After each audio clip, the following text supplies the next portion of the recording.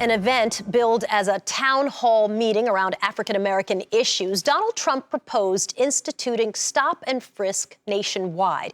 He said he would, quote, do stop and frisk because it, quote, worked incredibly well in New York City.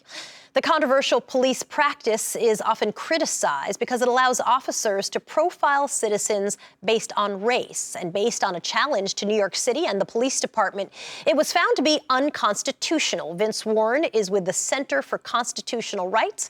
Nice to see you. Let's hop right into this. The judge found in the New York case that New York City and, in fact, the New York Police Department had engaged in illegal and discriminatory actions, violating both the 14th Amendment and the Fourth Amendment for people who were stopped and frisked. What exactly happened?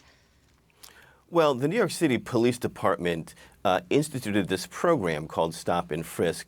And what it did was it stopped people on the streets of New York City. And under the Constitution, you can only stop people if you have a reasonable, articulable suspicion, a reason for stopping somebody that they might have done something wrong. The court clearly found that the practice of stop and frisk as practiced by the New York City Police Department was essentially a 10-year walking constitutional violation in which over 87% of the people that the police department stopped were African American and Latino.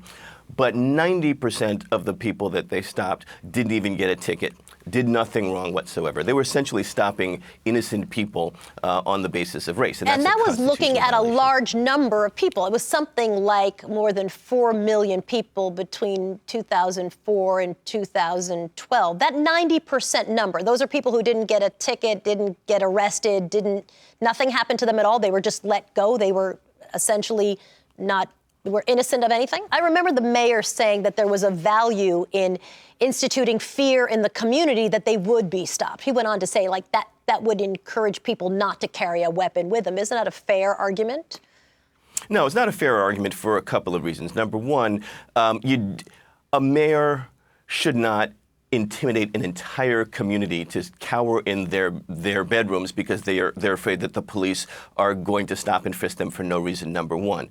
Number two, the mayor, which was Michael Bloomberg at the time, was sending out this major fiction that stop and frisk was actually reducing crime, and he was looking at the declining crime numbers and saying stop and frisk was the reason. Of course, what we found out was that the crime rate had been declining prior to stop and frisk. The stop and frisk angered so many people who were living in the community. I would imagine long-term it was not helpful for fighting crime. Yeah, I think the best way to put it is that imagine what it would be like for any community where parents are concerned that when their children go to school, they might get stopped and harassed by the police department. Or imagine what it's like for a partner or a spouse when they're going to work, not knowing if they're going to be able to come home, or sending somebody out for a quart of milk without getting harassed by the police. So it was a disaster. And after Mayor de Blasio came in the election and a new police commissioner was brought on, Bill Bratton, that program ceased. I think the work is still happening to build relationships with the police department. But we have to remember that when you institute these types of policies, it takes years and, frankly, sometimes even generations to rebuild trust between police and community members. Vince Warren is with the Center for Constitutional Rights. Thanks for joining us. Appreciate it, Vince. Great to be here. Thank you.